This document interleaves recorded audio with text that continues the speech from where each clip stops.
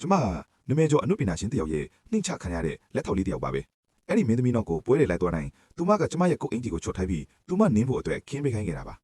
အလုံးမပြုတ်ဖို့အတွက်ကျမမှဒါကိုပဲအချိန်ချင်းအောင်ကြီးတဲခံခဲ့တာပါလေဒါပေမဲ့ပို့ပြီးတုံလို့စရာကောင်းတာကကျမရဲ့ရည်စားဖောက်ပြန်နေတာကိုမတော်တဆတိလိုက်ရတာပါပဲဒါတော့မှသူကနည်းနည်းလေးတောင်နောင်တရတဲ့အရေးအယောင်မပြခဲ့ပါဘူးကျမရဲ့ဘာမှမတတ်နိုင်ပဲသူ့ဘဝထဲကနေထွက်သွားခဲ့ရပါတယ်ဒီလိုစိတ်ပြက်စရာကောင်းတဲ့လက်တွေ့ဘဝကိုရင်ဆိုင်ရင်ကျမရဲ့ကိုယုံကြည်မှုတွေအကုန်လုံးပျောက်ဆုံးသွားခဲ့ရပါတယ်အဲ့ဒီချိန်မှာပဲကျမရဲ့မျက်ရည်တွေကဖုံးပေါ်ကိုကျသွားခဲ့ပါတယ်နောက်တစ်စက္ကန့်မှာတော့ဖုံးကရုတ်တရက်လင်းထင်လာခဲ့ပါတယ်ဖုံးမျက်နှာပြင်ပေါ်မှာဘသူ့ကိုမဆိုဓာတ်ပုံရိုက်လိုက်ရုံနဲ့အဲ့ဒီလူကကျမကိုချစ်မိသွားစေမယ်လို့စာတန်းလေးပေါ်လာခဲ့တာပါအဲ့ဒီချိန်မှာပဲကျမအကြိုက်ဆုံးအိုင်ဒွန်းကပွဲကားမာလေးကိုလမ်းလျှောက်ဝင်လာခဲ့ပါတယ်ဒါကြောင့်ဒီဖုံးကတကယ်ပဲစွမ်းအားရှိလားဆိုတာစမ်းသပ်ကြည့်ချင်ခဲ့ပါတယ်ဒါပေမဲ့ကျမကလက်ထောက်တယောက်ပဲဖြစ်နေလို့ဝင်ခွင့်မရှိဘူးဆိုပြီးအပြင်ကလုံခြုံရေးတွေကတားဆီးခဲ့ကြပါတယ်အဲ့ဒီချိန်မှာကျမကိုတိတ်ငယ်စိတ်တွေအယမ်းဝင်သွားခဲ့ရပါတယ်ဒါပေမဲ့နောက်တစ်စက္ကန့်မှာပဲဖုံးကနေအလင်းဖြူလေးတစ်ချက်လက်သွားခဲ့ပါတယ်ကျမရဲ့ကိုယ်ပေါ်မှာအရန်လာရဲ့ဝတ်စုံကြီးတစ်ခုကရုတ်တရက်ပေါ်လာခဲ့ပါတော့တယ်ဒီဖုံးမှာတကယ်ပဲမော်အစွမ်းရှိတယ်ဆိုတာကိုကျမနားလည်သွားခဲ့ပါတယ်ဖုံးရဲ့အစွမ်းနဲ့ကျမပွဲကမ်းပါတဲ့ကိုအောင်မြင်ဝင်နိုင်ခဲ့ပါတယ်ပြီးတော့ကျမရဲ့ဖုံးနဲ့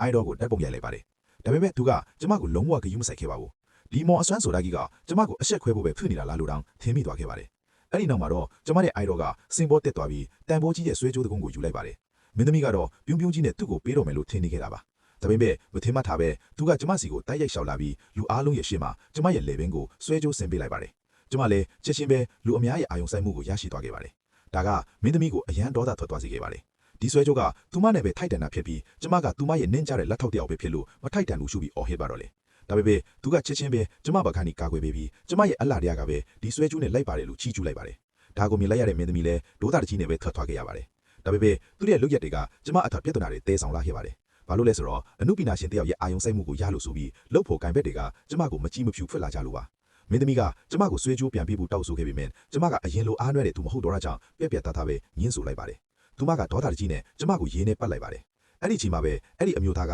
ကျမကိုသူ့ရင်ခွင်နဲ့ဆွဲသွင်းလိုက်ပြီးကျမကသူ့ရဲ့ရီးစားပါလို့ကြီးညာလိုက်ပါတော့တယ်ဒီလိုနဲ့ပဲကျမဟာကိုယုံကြည်မှုမရှိတဲ့ဘဲပေါက်တဲ့ဘဝကနေလှပတဲ့ငန်းဖြူလေးတကောင်အဖြစ်ပြောင်းလဲသွားခဲ့ရတော့ပါတော့တယ်